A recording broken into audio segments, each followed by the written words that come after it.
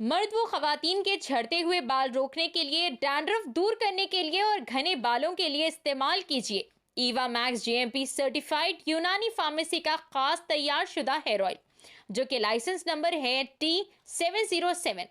हमारा पता है घासी बाजार, चार मीनार, हैदराबाद। चलो जाओ।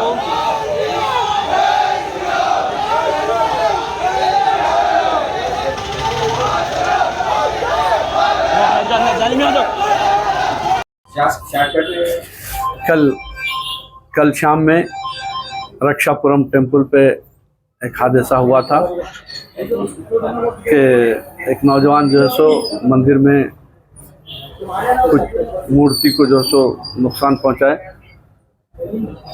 वहीं पे पुलिस के कैमरे भी थे और वो बच्चे को जो है सो जो करीब में जमाल कॉलोनी शहजादी बेगम मस्जिद के पास कुछ दिनों से आए हुए थे, वो बच्चे को अरेस्ट करवा दिए जमात की जानिब से।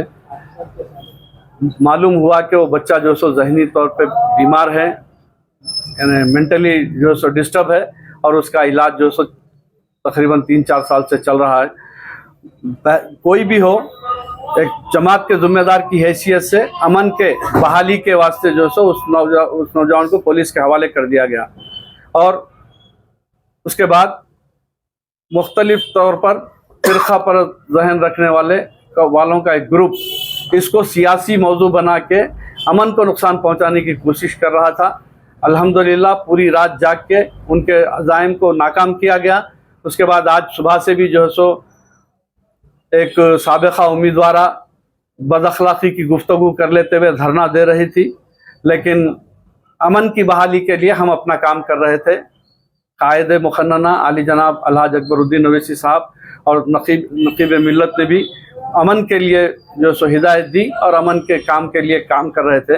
लेकिन 12 बजे 1 बजे के बाद 1 बजे के करीब चंद शरपसंद अनासिर जो बेगम बाज़ार से और अपने गौलीपुरा लाल दरवाजे से और मादन्ना पेट से और कुप्पूगुड़े से कुरमागुड़े से जो से ग्रुप आया और दहशत पैदा करते हुए पुलिस की मौजूदगी में कायद मुखन्ना का जो Owaisi Fatima Owaisi school of excellence school में बच्चे तालीम हासिल कर रहे थे, वहाँ खड़े रह के धरना, बदअखलाक़ी की गुफ्तगू और वहाँ जो सो जमात के ख़िलाफ़, कायदीन के ख़िलाफ़ नारेबाजी कर रहे थे। तो उस वक्त पुलिस वहाँ से उनको वहाँ हटाई, लेकिन कंट्रोल नहीं कर पाई, जिसके नतीजे में वो फिर जमाल कॉलोनी में अंदर दाखिल होकर मेरे मकान के पास आकर मकान की गेट को नुकसान पहुंचाने की कोशिश की गई, तोड़ फोड़ करने की कोशिश की गई। और ये वाक़या मुकामी आवाम अपनी आंखों से देखी। उसके बाद जो सो इसकी जो सो जमात की कायदीन की इजाज़त पर तहरीरी तौर पर इस तमाम शिकायत मुताल्लिक़ा कमिश्नर साहब और डीसीपी साहब, एसीपी साहब और एसएचओ को दी गई है। और डीसीपी साहब ने तयक़ुन दिया है कि उन शरपसंद अनासिर के ख़िलाफ़ सख्त कार्रवाई की जाएगी। और बहाली अमन के लिए हम हमेशा से जमात तैयार रही है। जमात हमेशा बिला लिहाज मज़हब व मिल्लत काम करती आई है, जिसका बयान सबूत दारुस्सलाम में हज़ारों की तादाद में लोगों का, हमारे गैर मुस्लिम भाइयों का आना इस बात का सबूत है। आज फ़िरक़ा परस्त ताकत बीजेपी बौखलाहट का शिकार हो गई है।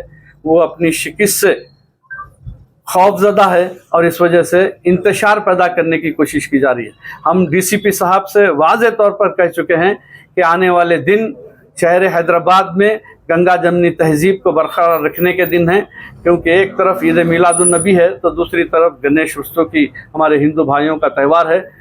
और पुलिस, हम चीफ मिनिस्टर साहब से भी यही अपील करते हैं कि वो अमन के लिए सख्ती बरतें और पुरअमन तरीक़े से बीजेपी के ये डराने वाले अज़ाइम से खाइफ हुए बगैर बेबाकी के साथ काम करें और अमन को बरकरार रखने के लिए काम करें। इलाका संतोष नगर और ईदी बाजार के आवाम के लिए कुछ मैसेज है, जैसा कि अफवाह फैली हुई है कि कुछ शरपसंद और कुछ होने वाला है, रात तक उनकी अफवाहें कुछ नहीं, ना ईदी बाजार, रियासत नगर, अतरा, यानी मतलब हम अपने तमाम हल्क़े जात में यही कहेंगे कि अफवाहों पे ध्यान मत दीजिए, पुरअमन तरीक़े से रहिए, क्योंकि हम आपकी खिदमत के लिए हैं और हम जागकर आपकी हिफाजत करेंगे। आपको कोई परेशान होने की ज़रूरत नहीं है। अफवाहों पे ध्यान मत दीजिए। और मैं हमारे बिला लिहाज मज़हब व मिल्लत तमाम तबक़ात के लोगों से कहूँगा कि जो शरपसंद अनासिर दूर बैठकर माहौल को ख़राब करना चाहते हैं, इनसे होशियार रहिए।